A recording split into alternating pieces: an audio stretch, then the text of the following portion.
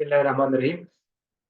आज हम second year के बायोलॉजी का चैप्टर स्टार्ट करने जा रहे हैं, that is support and movement या support and locomotion.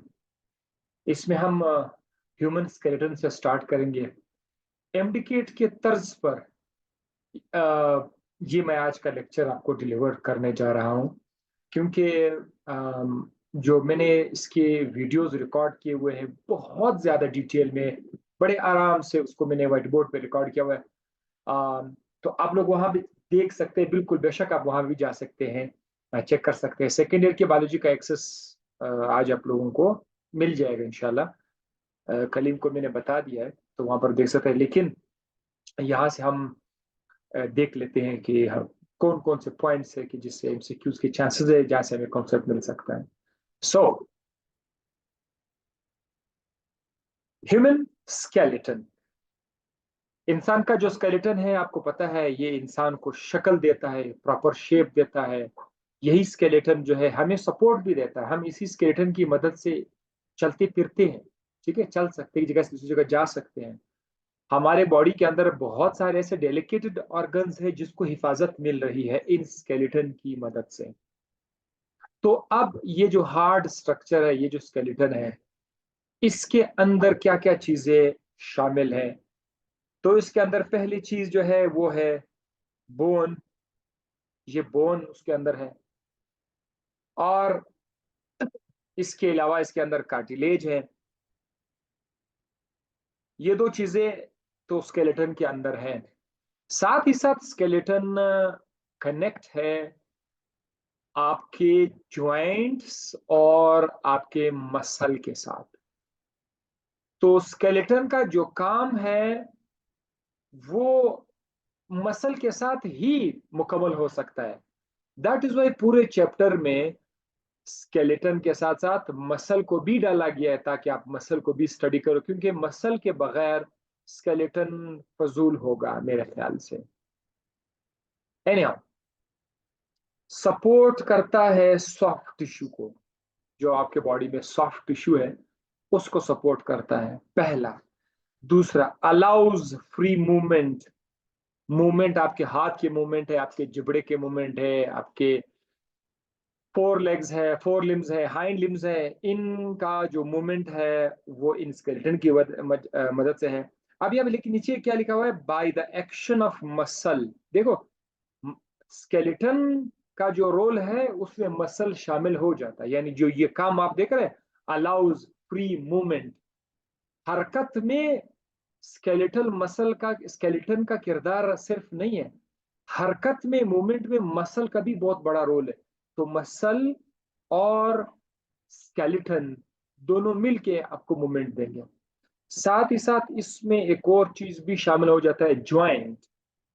So muscle, joint, ये दोनों इस चैप्टर में शामिल हैं। अच्छा, अगर आप स्टडी कर लेते हैं किस चीज को, study of bone and cartilage,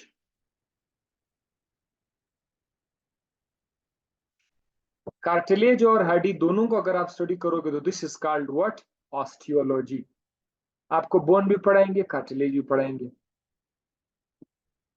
cartilage जो है ये सॉफ्ट स्ट्रक्चर है, कनेक्टिव टिश्यू है, कनेक्टिव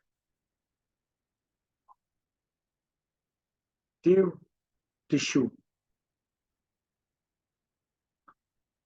ये जो आपके बोन और कार्टिलेज है ये कनेक्टिव टिश्यू के अंदर आ जाते हैं, ठीक है।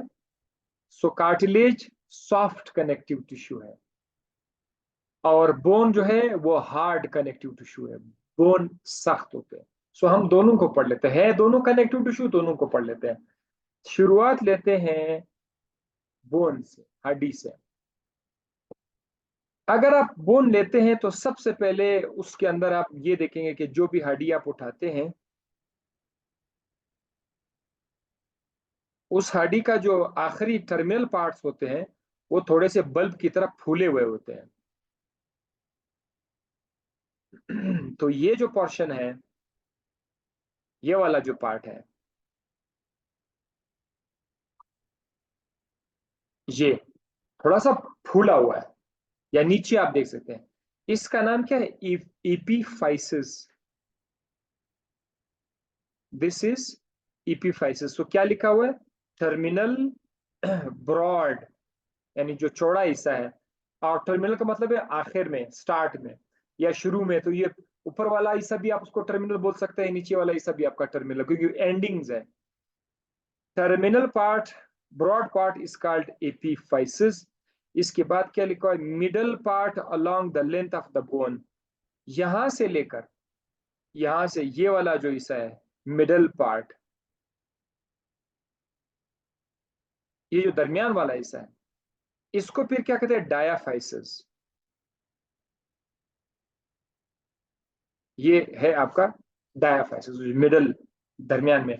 उसके बाद फिर से वही आ जाएगा, एपीफाइसिस आएगा, नीचे वाला जो है। Central cavity filled by yellow bone marrow. अब इस हड्डी के अंदर, ये खासकर आपका जो डायाफाइसिस है, खासकर जो आपका डायाफाइसिस है, इसके अंदर एक कैविटी है, सेंट्रल कैविटी, ऐसे।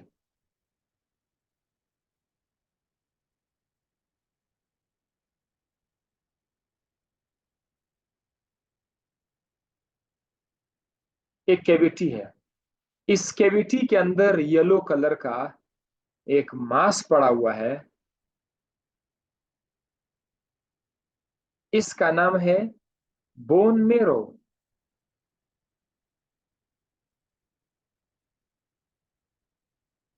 ये जो येलो पार्ट है ना हड्डी के अंदर, this is called as bone marrow. और ये येलो पार्ट यहां पर है, एक और भी उसका नाम है रेड बोन मेरो, रेड मेरो। वो जो रेड पार्ट है वो ऊपर वाला जो पोर्शन है यहां पर, इधर आपको रेड पार्ट मिलेगा, रेड मेरो उसको बोलेंगे, ठीक है।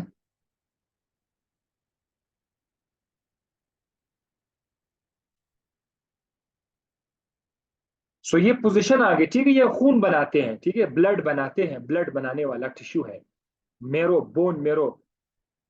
आपने के जो ब्लड सेल्स है ना वो यहाँ पर बन जाते हैं। सो एक येलो है, एक रेड पार्ट है। येलो कहाँ पर है? दरमियान में, जो डायफेसिस है यहाँ पर है, और रेड जो है वो टर्मिनल पार्ट है। Outer connective tissue around the bone is periosteum. एक हड्डी के आसपास जो छिलका होता है। अब मैं दोबारा से एक और हड्डी का डायग्राम लिख लेता हूं। अगर मैं फिर से एक हड्डी का डायग्राम लिखूं,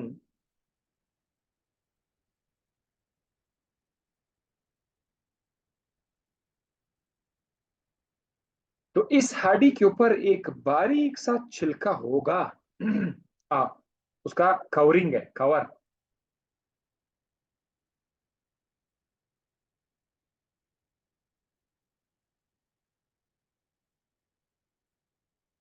इस कवर का नाम है पेरिओस्टियम। याद रख, जैसे कि हड्डियों का छिलका है।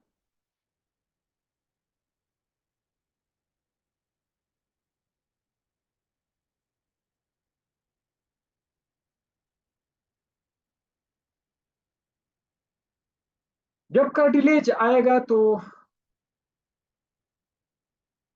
कार्टिलेज जब आएगा तो वहां पर भी आपको इसी तरह का एक पर्दा नजर आएगा, कवरिंग। वहां पर उसका नाम क्या होगा? पेरियोस्टियम के बजाय उसका नाम होगा कंड्रोस्टियम, ठीक है। सो यहाँ पर ही अपने पीरियोस्टियम का नाम बदले। The inner region is called endosteum. अब अंदर जो कुछ भी आपको नजर आ रहा है, इस छिलके के अलावा अंदर जो कुछ भी है, सारा का सारा जो मुकम्मल हड्डी है, बोन है, वो है आपका एंडोस्टियम।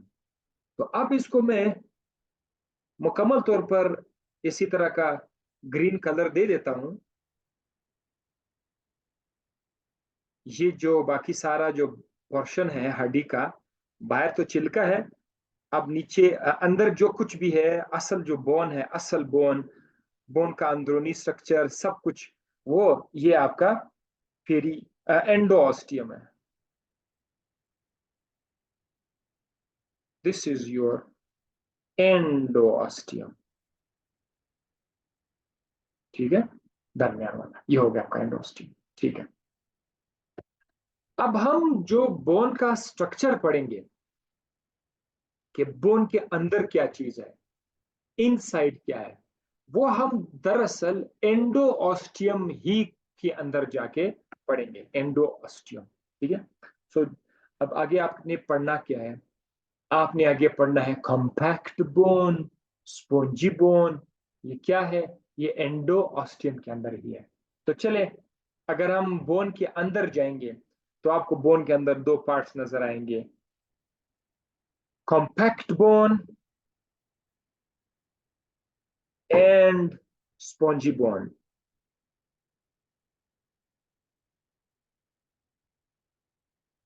स्पॉन्जी बोन आपको कहां पे मिलेगा मोस्टली, मोस्टली इन एपीफाइसिस, यानी जो आपने पढ़ा था ना, हड्डी का एक ब्रॉड जो पार्ट था, यहां पर आपको स्पॉन्जी बोन नजर आएगा।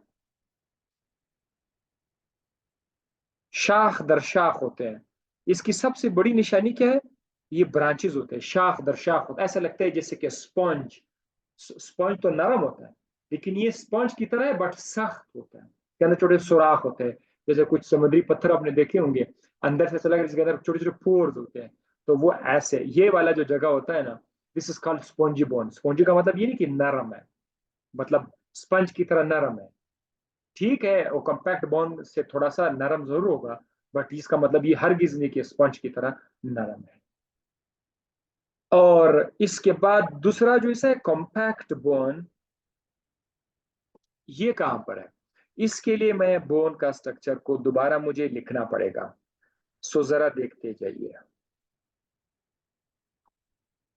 अब जो बोन में लिख रहा हूं,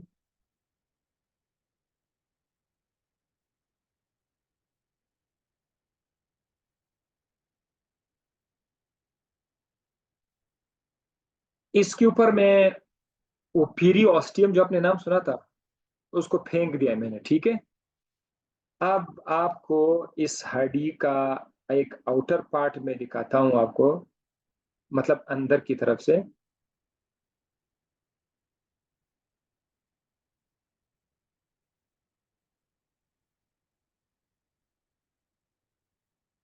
ये जो हिस्सा है, इसको मैं अभी फिल कर रहा हूँ। ठीक है, इस तरह से इसको मैं मोटा कर रहा हूँ, फिल कर रहा हूँ इसको।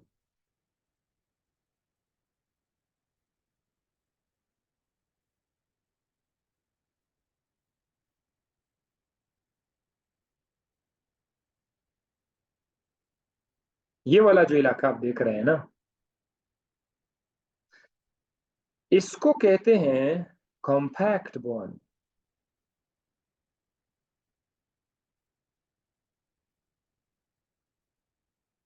और स्पॉन्जी बोन आपको यहां से नजर आएगा, ये वाला जो इलाका है ना, इधर आप शाख शाखे लिखो आप लोग, बस ब्रांचेस लिखा करो इस तरह से, ब्रांचेस। बीच में थोड़ा सा जगह छोड़ दो, खाली जगह छोड़ दो बीच में। ब्रांचेस को, ये जो टर्मिनल पार्ट आ जाता है उसमें ब्रांचेस फिर से ज्यादा हो जाते हैं। आपको जो रेड लाइनें नजर आ रही है,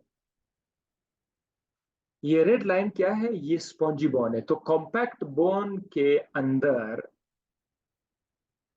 बोन के दरमियान सेंट्रल पार्ट में आपको स्पॉन्जी बोन नजर आएगा। स्पॉन्जी बोन का अक्सरियत बिल्कुल एपीफाइसिस में होगा, लेकिन ये नीचे की तरफ भी आया हुआ है। ठीक है, स्पॉन्जी बोन।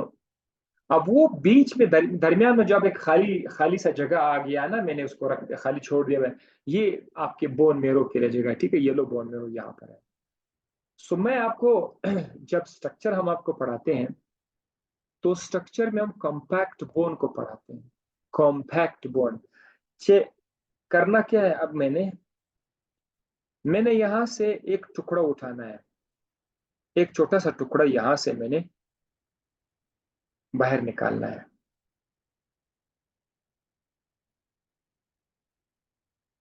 ये छोटा सा टुकड़ा है,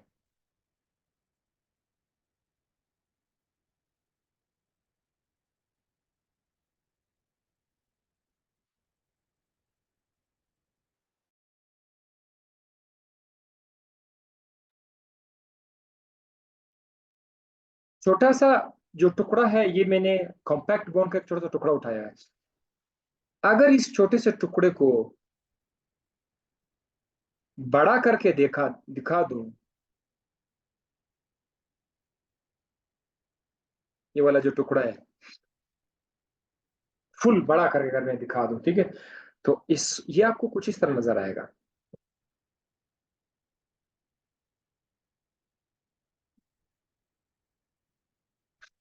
गोल सर्कल बनाएंगे, दरमियान में एक नाली सी होगी, इसका नाम है सेंट्रल कैनाल। और अब आपको रिंग्स नजर आएंगी, एक रिंग, दो रिंग, इस तरह बनते जाओ, रिंग्स आपको नजर आएंगे, ठीक है। इन रिंग्स को मैं थोड़ा सा कलर देता हूं कि कौन सा जगह रिंग है। ये वाला रिंग है, ये एक रिंग है, जैसे अभी मैं आपको इस तरह दूंगा ना, तो ये एक रिंग है, ये एक रिंग हो गया। इसको बोलते हैं लेमिला, ठीक है, lamella. Sometime LAMI sometime single LA, lamella. So आप अपनी किताब की स्पेलिंग किताब देखो, लेमिला। ये एक रिंग हुआ, इस तरह एक और रिंग भी है, ये वाला भी रिंग है, ये वाला, ये।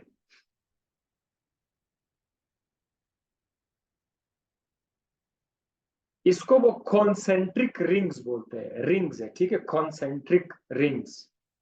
किस चीज से बना हुआ है, वेट कर, मैं बताऊंगा आपको। इसी तरह ये भी क्या है, ये भी एक रिंग है। तो इस तरह के बहुत सारे कॉन्सेंट्रिक रिंग्स होंगे, जिसका नाम है लेमिला। दो रिंग्स के दरमियान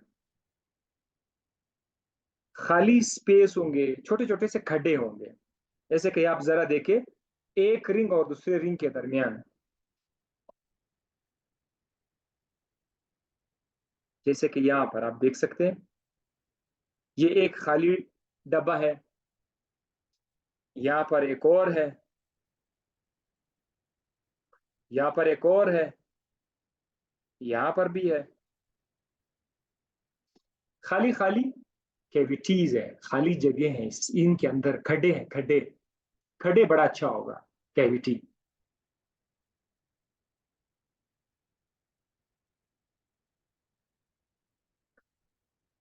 इसके अंदर क्या मौजूद है, इसके अंदर बोन के सेल्स मौजूद है, बोन सेल्स। इधर मैंने डायग्राम लिखा होगा,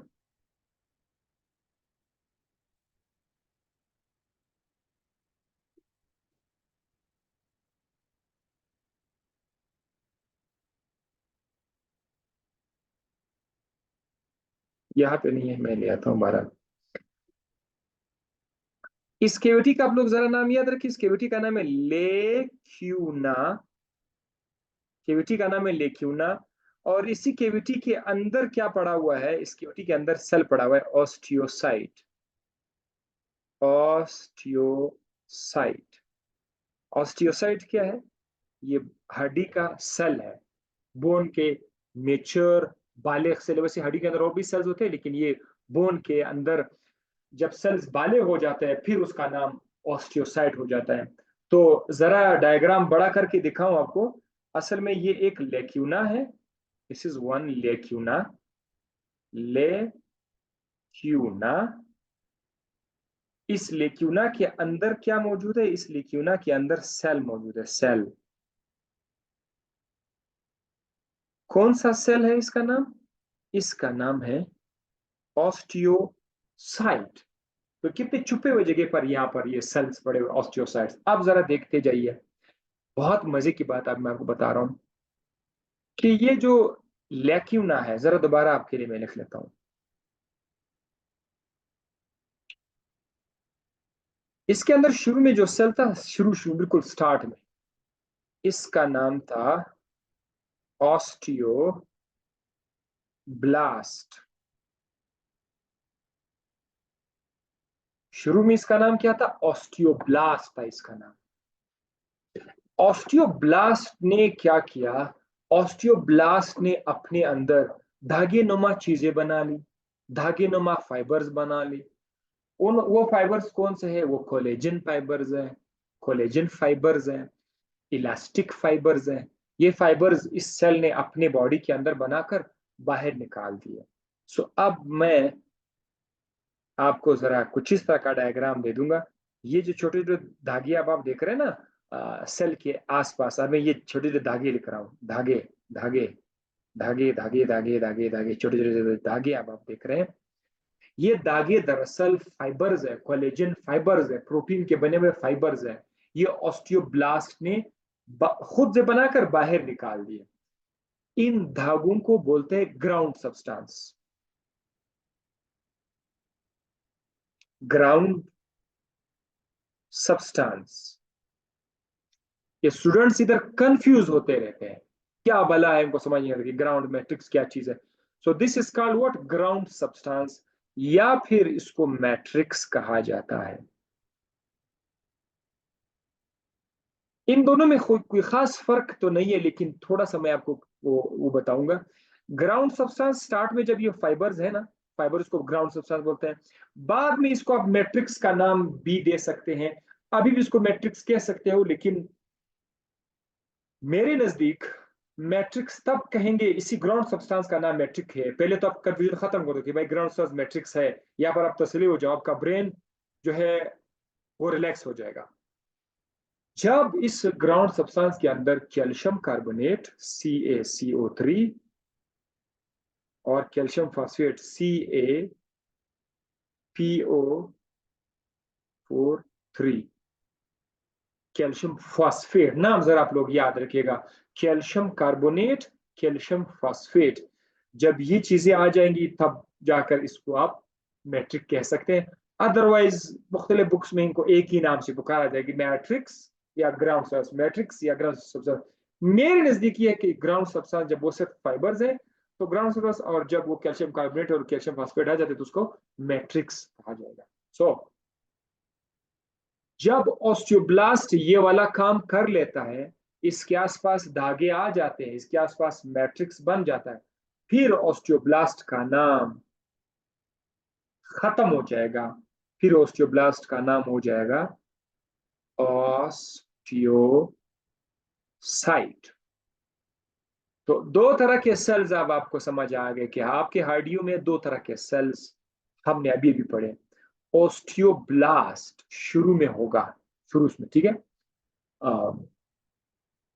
वो जो ऑस्टियोब्लास्ट है वो अपने आसपास धागे बनाएगा, धागे बाहर निकालेगा, और फिर बाद में उसका नाम ऑस्टियोसाइट हो जाएगा। और ऑस्टियोसाइट कहां पर अपने आप को छुपा के रखा हुआ है? लेक्यूना के अंदर ऑस्टियोसाइट पड़ा हुआ। ये वाला जो अब आप देख रहे हैं, आपने तीन नाम देखा, कंसेंट्रिक रिंग जिसको आपने लेमिला कहा, नंबर 1, और लेक्यूना, और लेक्यूना के अंदर ऑस्टियोसाइट्स, लेक्यूना और लेक्यूना के अंदर ऑस्टियोसाइट्स। ये तीन चीजें मिलके एक सिस्टम बनाता है, एक यूनिट बनाता है बोन का, यूनिट ऑफ बोन। ये हड्डियों का एक बिल्डिंग ब्लॉक बनाता है जिसका नाम है ऑस्टियोन, ऑस्टियोन या हेवर्जन सिस्टम।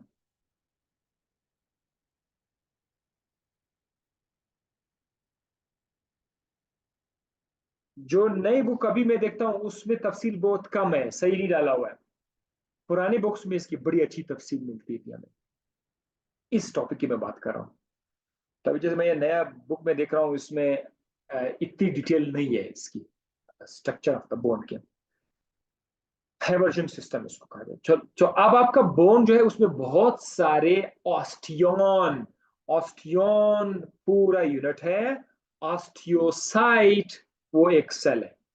सो इस तरह का जो हेवर्जन सिस्टम है, आपके कॉम्पैक्ट बोन के अंदर बहुत सारे हैवर्जन सिस्टम है, बहुत सारे हैवर्जन सिस्टम है।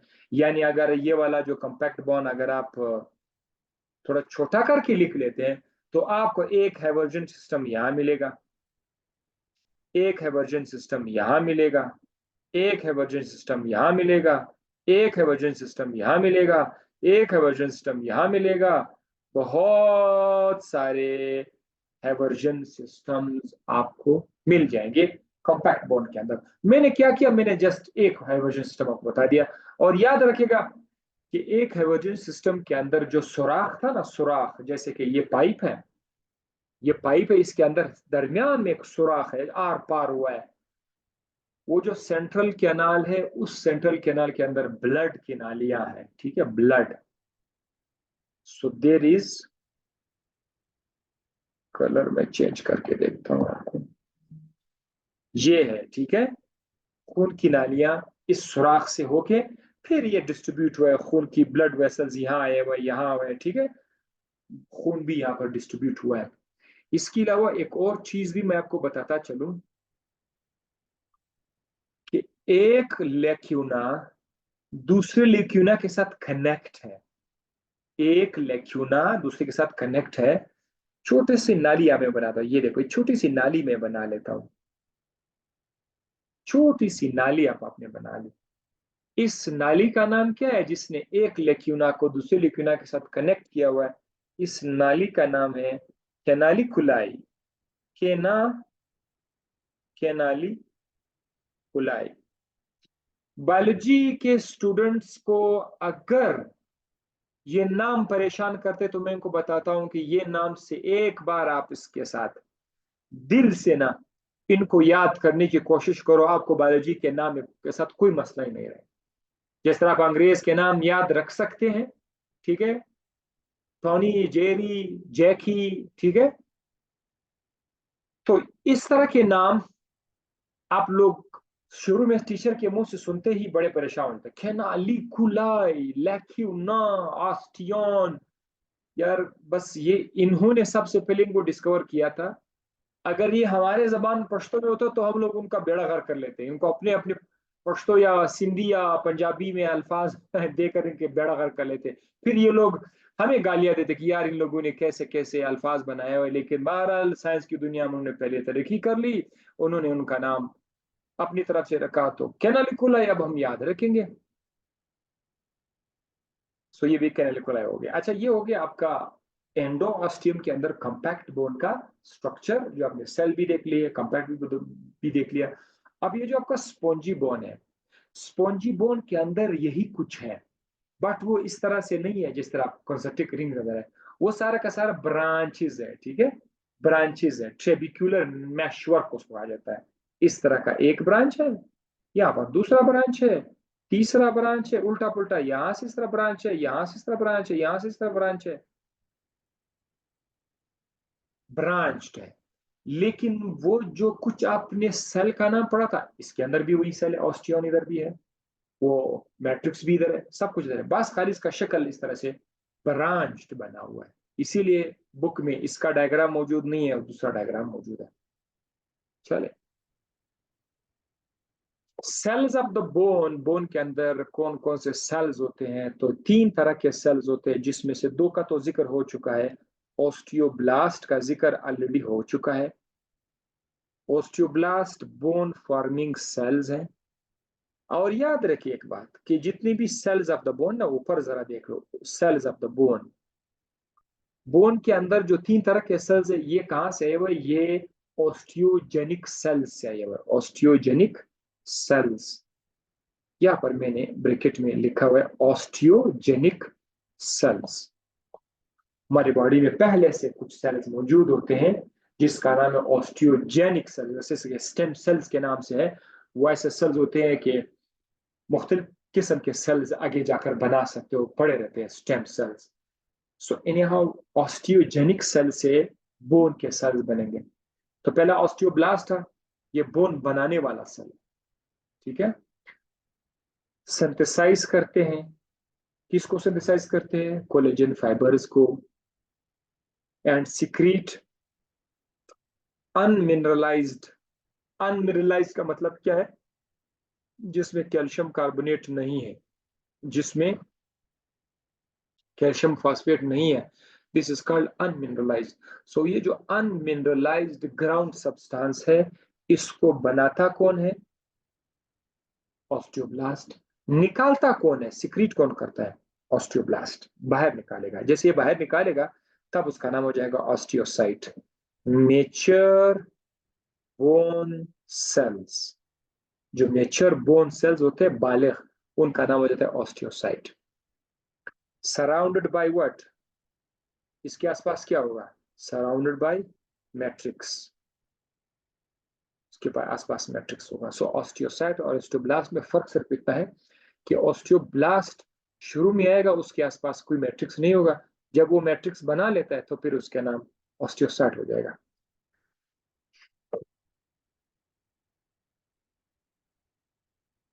ऑस्टियोसाइट क्या करते हैं? सिक्रीट करते हैं एंजाइम को, और बोन मिनरल कंटेंट और कैल्शियम रिलीज को भी ये कंट्रोल करते हैं। आपकी हड्डी के अंदर मिनरल कम आएगा, ज्यादा आएगा, ये फिर किसका काम? ये ऑस्टियोसाइट। ऑस्टियोसाइट बारी बारी कैल्शियम को जो है, जब उसको लगता है कि कैल्शियम बोन के अंदर ज्यादा आ गया है, तो ये बोन है आपका, सपोज दिस इज बोन, और बोन के अंदर कैल्शियम है, ज्यादा हो गया, और यहाँ पर क्या चीज है? यहाँ पर ब्लड है, blood.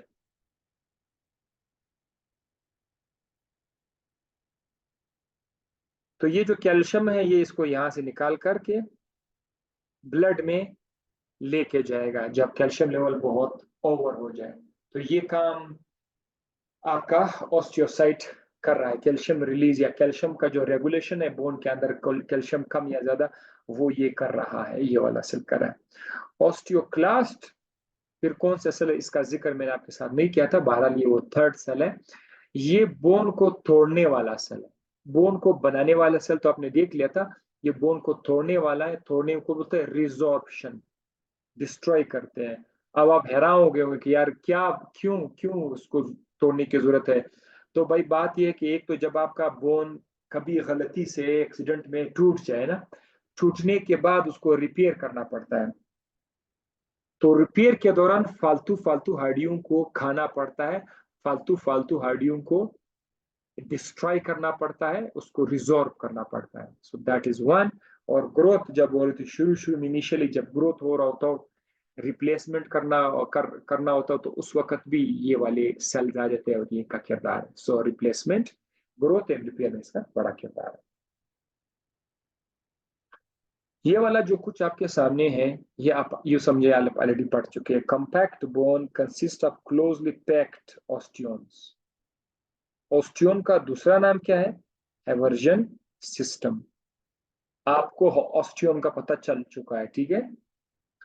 The osteon consist of central canal, एक सेंट्रल कैनाल है, ऑस्टियोनिक हैवर्जन कैनाल, जिसका दूसरा नाम है ऑस्टियोनिक हैवर्जन कैनाल। बट आप लोग कम से कम ये याद रखिए कि उसका नाम है central canal, which is surrounded by concentric rings। concentric rings का नाम क्या है? लेमिला। वही लेमिला जो है, जिसको आपने कंसेंट्रिक रिंग बनाया था, लेमिला, वो दरअसल मैट्रिक्स है। वो लेमिला जो मैंने कहा था, मैं आपको बताऊंगा कि ये क्या बला है, वो लेमिला दरअसल मैट्रिक्स है। Between the rings of matrix, अब मैट्रिक का एक रिंग है, मैट्रिक का दूसरा रिंग है, उनके बीच क्या था? बोन सेल्स होते हैं, जिसका नाम है ऑस्टियोसाइट। और ऑस्टियोसाइट खुद कहाँ पर है? छोटे छोटे से स्पेसेस हैं, हमने उसको नाम रखा था कैविटीज, इन्होंने का नाम रखा हुआ है स्पेस। स्पेस का नाम क्या है? Lacuna. That communicate with each other by a network of the fine canals called canaliculi. तो वो एक दूसरे के साथ फिर कैनालिकुलाई। सो ये नाम आपने अभी देख लिया, ऑस्टियोन, ऑस्टियोसाइट, लैक्यूना, कैनालिकुलाई एंड लेमिला। ये चीजें मिलकर एक ऑस्टियोन बनाता है, एक हैवर्जन सिस्टम बनाता है। स्ट्रक्चर ऑफ द कार्टिलेज की तरफ अगर आप आ जाए तो ये मोर फ्लेक्सिबल है देन बोन, ये बहुत लचक रखता है। इसका मैट्रिक्स जेल की तरह है और इसके अंदर बहुत सारे कोलेजन और इलास्टिक फाइबर होते हैं। अब जरा फर्क देखते जाइए, यहां तक तो ठीक है। एक देख हमने कहा था कि ये नरम है, फ्लेक्सिबल है, बोन फ्लेक्सिबल नहीं था। Covering layer is made of collagen, इसका जो कवरिंग लेयर है वो कोलेजन से बना हुआ है, लेकिन उसका नाम क्या है? पेरिकॉन्ड्रियम। बोन में उसका नाम था पेरिऑस्टियम। लेक्यूना है, इस पे प्रेजेंट है, मैट्रिक्स है, लेक्यूना है। इसमें ब्लड वेसल्स नहीं है, खून की नालियां नहीं है, लेकिन खून आपके मैट्रिक्स में, अगर टाइम खत्म हो गया मैं दोबारा लिंक भेज दूंगा, खून अगर नहीं है, ब्लड वेसल नहीं है, तो फिर खुराक डिफ्यूजन के थ्रू होता है, ये आप लोग याद रखिए। इसके अंदर मिनरल नहीं है जिसकी वजह से कार्टिलेज नरम है, मिनरल की वजह से वो हार्ड सख्त होते हैं, और ये लूजली पैक होते हैं, बोन हार्डली पैक होते